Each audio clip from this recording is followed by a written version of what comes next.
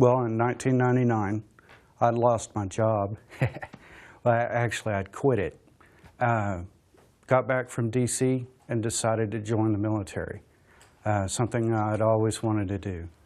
So went in, took the test, the ASVAB test, passed, and they sent me over to MEPS in Dallas. Passed everything there, except for the weight. I was a little chubby then. They gave me a pass on the weight and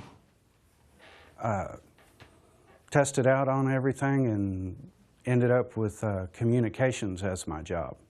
Off the ASVAB, I'd scored high on everything that related to the mechanical field.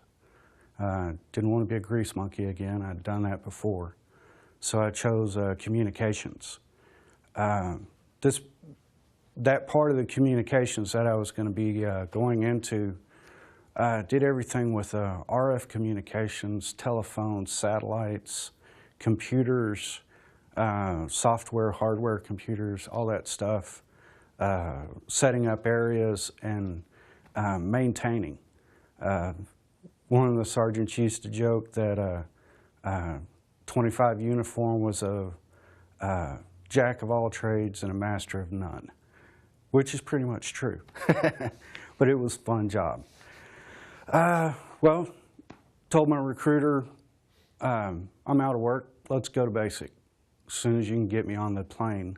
And she got me on the plane within a month.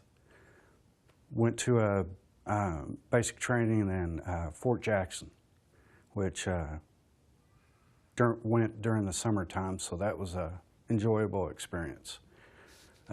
Basic training is basic training. Went in, all you have to do is your job. They tell you when and where to do it, go do it. It's as simple as that. AIT was at Fort Gordon, Georgia.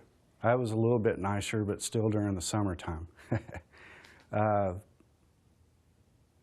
It was a good school. Went 17 weeks, and it was nothing but you wake up in the morning, do PT, go to school, study, go back to sleep. Throw some food in there on occasion, and then you're good to go. After AIT, went back home, found another job, which was a good thing, and reported into the 493rd Engineer Group, which was based out of Dallas. They're a reserve group. Spent my whole time with the 493rd, which not a bad group to be with. You weren't with the battalions, but as a communication soldier, I supported battalion communications, which meant, as some people would put it, as the weekend warrior we'd get dropped into an area. Our bosses would tell us, we need communications up in 8 hours. 8 hours later, you had communications from the group level all the way down to your battalions. That's setting up RF communications, which are the radios, telephones, satellites, computers, everything.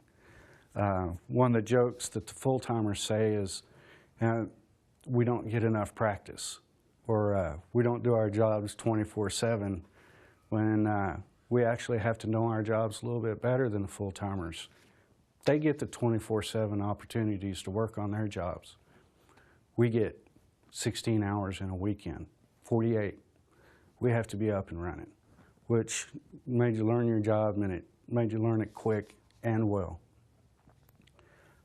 From 99 all the way up to 03, it was reserve work. Did a lot of work down in Fort Hood at months at a time, volunteering to do warfighter exercises, which is a computer-based program.